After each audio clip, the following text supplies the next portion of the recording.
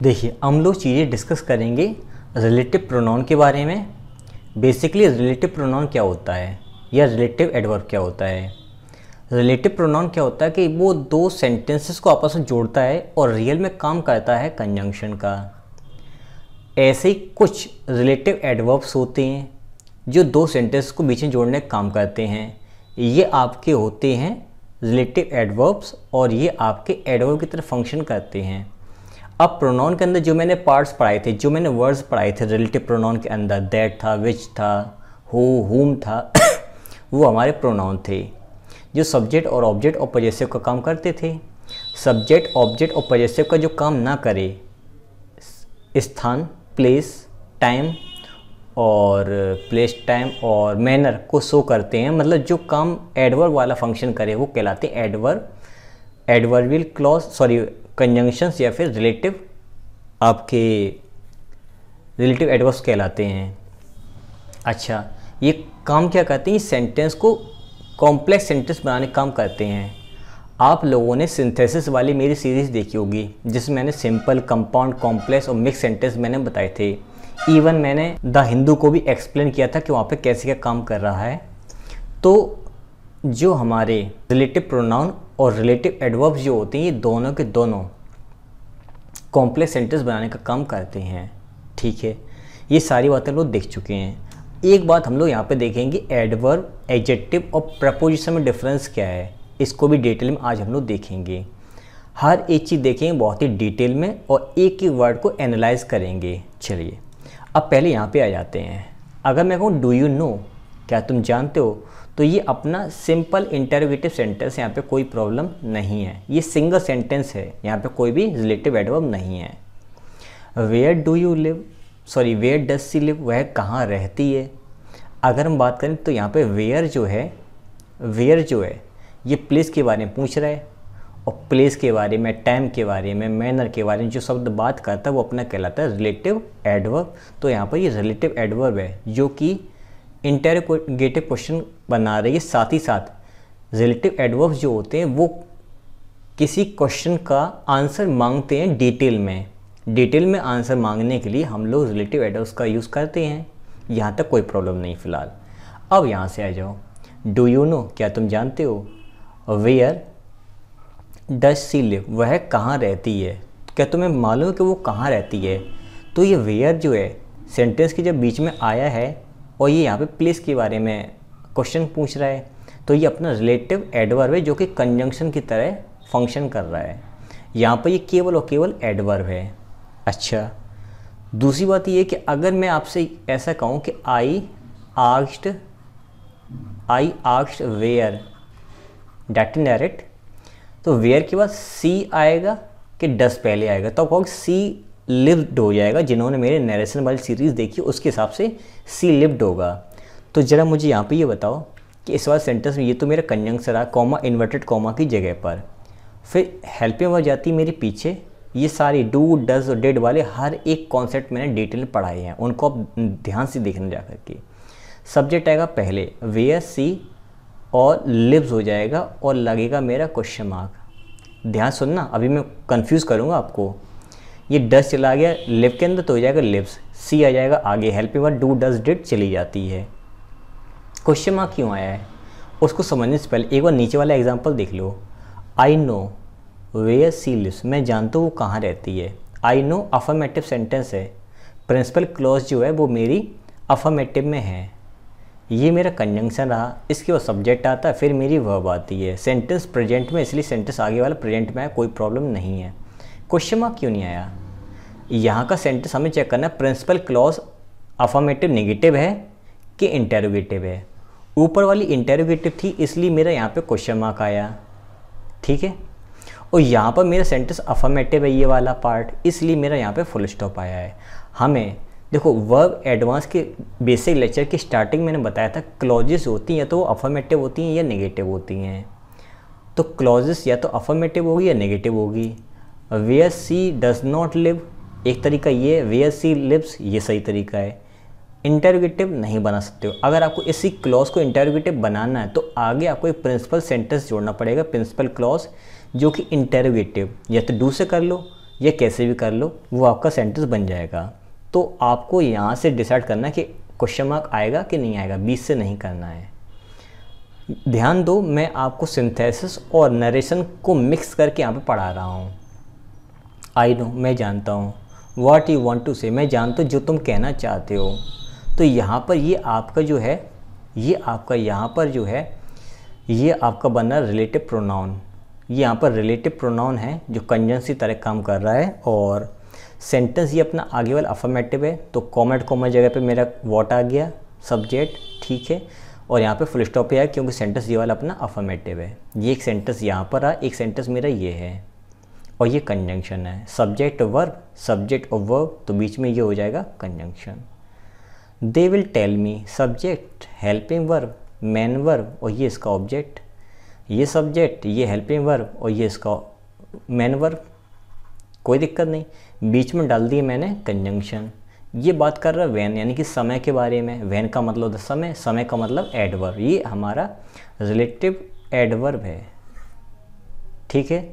तो दे will tell मी, वो मुझे बताएंगे when, they will tell me when we shall go, वे हमें बताएंगे कि हम कब जाएंगे, कि हम कब जाएंगे।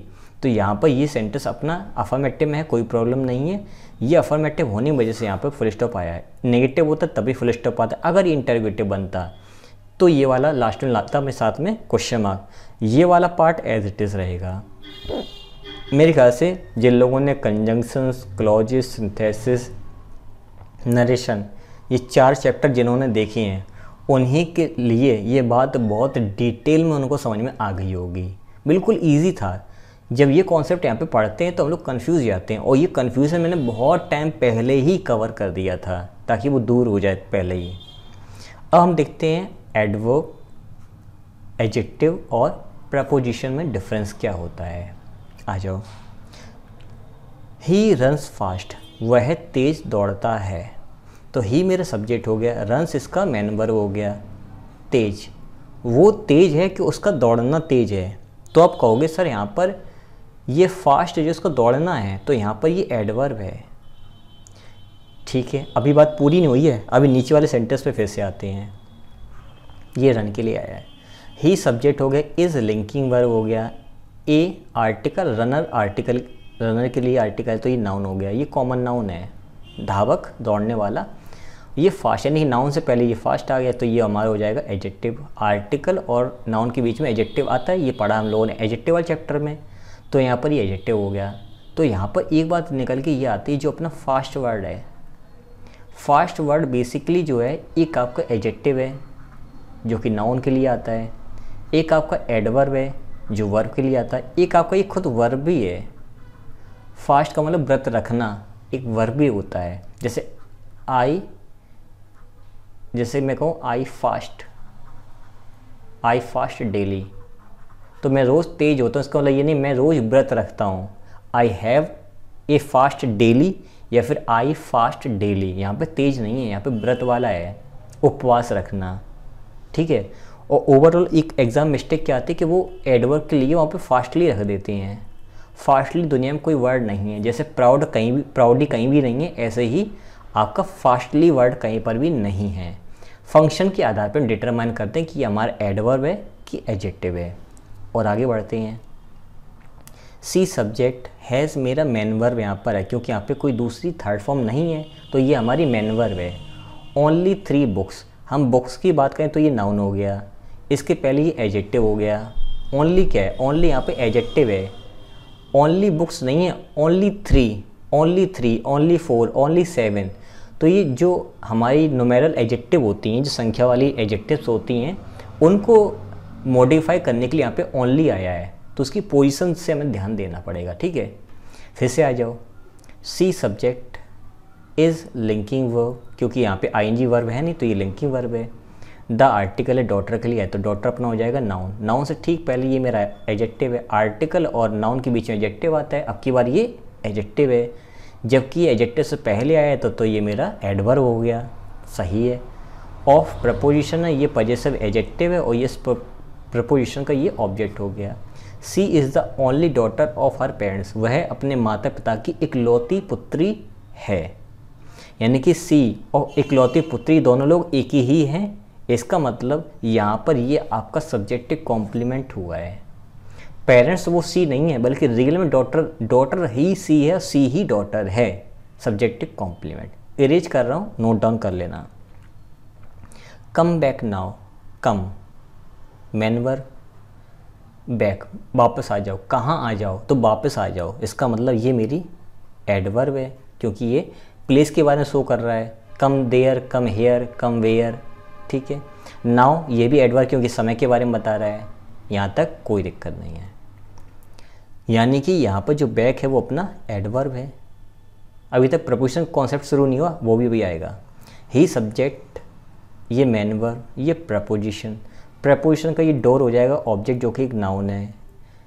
ये आपका आर्टिकल है, आर्टिकल आया है डोर के लिए। तो आर्टिकल और नाउन के बीच में क्या फिक्स होता है? एडजेक्टिव। यहाँ पर तो ये एडजेक्टिव हो गया। इसका मतलब ये बैक कम के लिए आया था और ये बैक आया डोर के लिए। तो डोर नाउन, इसलिए एडजेक्टिव हो गया। बैक एक वर्ब, तो ये मेरा एडवर्ब हो गया। क्या ये नाउन के लिए बैक आ सकता है? अब वापस हिंदी में कैसे बोल सकते, लेकिन ये मैं कहता हूँ कि बैक नाउ, बैक नाउ, वापस आ जाओ। Come back now, return now, return now. तो कम बैक होता है, फिर रिटर्न होता है वहाँ पर। फिर से आ जाओ। Subject work, they work hard, वे कठिन परिश्रम करते हैं। तो ये मेरी होगी मेन वर्ब। वे कठिन है कि उनका परिश्रम कठिन है, करना। तो कहोगे उनका काम जो करते हैं वो उनका थोड़ा टफ है, डिफ़िकल्ट है, हार्ड है। इसका मतलब ये वर्क के लिए आया है, तो वर्क मेरा वर्ब है, तो ये मेरा हो जाएगा एडवर्ब। ठीक है, ये डिटेल में पहले पढ़ चुकी हैं। दे सब्जेक्ट, अगर ये पार्ट वाइज वीडियो चल रहा है तो मैं पहले पढ़ा चुका हूँ। लेंदी वीडियो चल रहा है तो मैंने कुछ समय पहले पढ़ाया था। Are, they are hard workers, वे बहुत ही कठिन परिश्रमी हैं। इसका मतलब ये यहाँ पे लिंकिंग वर्ब है। हार्ड मेरा क्या है? वर्कर्स तो मेरा नाउन है। सब्जेक्टिव कॉम्प्लीमेंट है, क्योंकि वे ही वर्कर्स हैं और वर्कर्स ही वही हैं। लेकिन वर्कर्स किस टाइप के हैं? What kind of. तो काइंड ऑफ से क्वेश्चन करें तो आएगा यहाँ पर एडजेक्टिव। नाउन की वजह से ये एडजेक्टिव हो गया, ये वर्ब की वजह से एडवर्ब हो गया। ठीक है। ही केम इन, वह आया। कहाँ आया? वो अंदर आया। तो आप कहो सर ये तो प्रपोजिशन है। बात तो आपकी बिल्कुल सही है, एक बार फिर से क्लियर कर लो। ही केम इन द किचन, वह कहाँ आया? तो आप कहोगे अंदर आया। अंदर कहाँ आया? आप कहोगे किचन में आया। ठीक है। सब्जेक्ट मैनवर्ब, इसको छोड़ दो। ये क्या है? ये मेरा नाउन है, ये वर्ब है, ये नाउन है। क्या हम इसको ऐसे लिख सकते हैं? ही केम द किचन, वह किचन आया। वह किचन नहीं आया, वो किचन में आया। इसका मतलब इस वर्ब को इस नाउन से जोड़ना है, इस वर्ब को इस नाउन से जोड़ना है। तो मुझे बीच में प्रपोजिशन डालना पड़ा इन, क्योंकि कैम मेरी एक इंट्रांसिटिव वर्ब है और इंट्रांसिटिव वर्ब के बाद हम ऑब्जेक्ट नहीं लिख सकते हैं, एडवर्ब वगैरह लिख सकते हैं। तो अगर मैं इसका केम के बाद इन ना लगा के डायरेक्ट मैं द किचन लिख दूँ तो ये केम का ऑब्जेक्ट हो जाएगा। चूँकि ये हमारा इंट्रांसिटिव है तो ऑब्जेक्ट तो लेगी नहीं, इसलिए मुझे बीच में डालना पड़ा इन। और ये इन ही बीच में क्यों आया है और ये प्रपोजिशन आया ही क्यों है, इसका लॉजिक देखेंगे प्रपोजिशन वाले चैप्टर में बहुत ही डिटेल में, बहुत डिटेल पढ़ेंगे हम लोग। अब मेरी बात सुनो, इस इन के बाद क्या कोई वर्ड लिखा है? आप कहोगे नहीं। इस इन के बाद कौन सा वर्ड लिखा है? तो आप कहोगे किचन। तो ये प्रपोजिशन और ये इसका ऑब्जेक्ट है। जब किसी सेंटेंस में, मैं हमेशा ही बात नहीं कर रहा हूँ, जब किसी सेंटेंस के लास्ट में प्रपोजिशन रखा हो, प्रपोजिशन रखा हो तो बेसिकली वो मेरा एडवर्ब होता है। ठीक है। और अगर किसी सेंटेंस के में प्रपोजिशन आया है उसके बाद कोई नाउन आया है, यानी ऑब्जेक्टिव केस आया हुआ है, तो ये रियल में प्रपोजिशन ही होता है। अब हमेशा लास्ट में एक प्रपोजिशन तो हमेशा एडवर्ब होता है, ऐसा कुछ भी नहीं है। अगर मैं बात करूं what are you talking about, अब ये बात यहाँ पे फॉलो नहीं होती है। तुम क्या बात कर रहे हो? तुम क्या बात कर रहे हो? अब ये प्रपोजिशन के एडवर्ब है, हम कैसे पता करेंगे? आ जाओ। अगर मैं इसका आंसर लिखूं कि आपने कहा व्हाट आई टॉकिंग अबाउट, तो मैं कहूँगा I am talking about the books, मैं बुक्स के बारे में बात कर रहा हूँ। तो I am talking about about the, या I am talking about books, मैं बुक्स के बारे में बात कर रहा हूँ। तो अगर हम ध्यान दें इस वाले सेंटेंस में, इस वाले सेंटेंस सेम स्ट्रक्चर है, बस स्पीकर अलग अलग, बोलने वाला इंसान, लेकिन अबाउट के बाद यहाँ पे व्हाट आ गया, यहाँ पे बुक्स आ गया। इसका मतलब ये अगर मैं ध्यान दूँ तो ये मेरी मेन वर्ब है, इंट्रांसिटिव वर्ब होने की वजह से अगला वर्ड को जोड़ने के बीच में डाल दी इसने प्रपोजिशन, और ये प्रपोजिशन का ऑब्जेक्ट हो गया। ऐसे ही इस वाले सेंटेंस में ये सब्जेक्ट है, ये हेल्पिंग वर्ब है, इस वाले सेंटेंस में ये हेल्पिंग वर्ब है, ये सब्जेक्ट है, ये मेन वर्ब है, ये प्रपोजिशन है, और इस प्रपोजिशन का ऑब्जेक्ट यहाँ पर ये है व्हाट। व्हाट जो है वो सब्जेक्ट और ऑब्जेक्ट दोनों का काम कर सकता है। ये ऑब्जेक्ट क्यों हुआ है? क्योंकि इस प्रपोजिशन के बाद यहाँ पे बुक्स रखी है, हाँ ऑब्जेक्टिव केस की है, मैंने बुक्स हटाया और मैंने उस चीज़ का नाम पूछा जिसके बारे में तुम बात कर रहे हो, मैंने उस इंसान के बारे में पूछा जिसके बारे में तुम बात कर रहे हो। तो बुक्स ऑब्जेक्टिव केस का था, यहाँ से जो वर्ड हटेगा उसी केस का वो आएगा। तो यहाँ पे ये व्हाट जो है इस प्रपोजिशन का ऑब्जेक्ट है। अब ये प्रपोजिशन व्हाट से पहले क्यों नहीं रखी गई? जब WH वर्ड हमारे सेंटेंस की शुरुआत में आते हैं तो ज़्यादातर 99% उनकी प्रपोजिशन उनके लास्ट में आती है, और ये प्रपोजिशन के बेसिक लेक्चर्स में ये बात मैं पढ़ा चुका हूँ, जाकर दे सकते हो, प्लेलिस्ट मिल जाएगी वीडियो के डिस्क्रिप्शन में। तो ओवरऑल मैंने यहाँ पे ये समझाने की कोशिश की, प्रपोजिशन लास्ट में आती है तो अगर वो एडवर्ब प्लेस के बारे में बात कर रहा है या टाइम के बारे में बात कर रहा है, बेसिकली प्लेस वाले ही होते हैं, तो प्लेस वाले वर्ड सेंटेंस के अगर लास्ट में आए हैं और वो प्लेस को ही शो कर रहे हैं तो वहाँ पे वो एडवर्ब होते हैं। ही केम इन, वह कहाँ आया, तो वह अंदर आया, तो हम इन कर दो या इनसाइड कर दो, दोनों प्रपोजिशन ही है लेकिन यहाँ फंक्शन कर रही हैं एडवर्ब की तरह, तो ये आपकी हो जाएंगी एडवर्ब।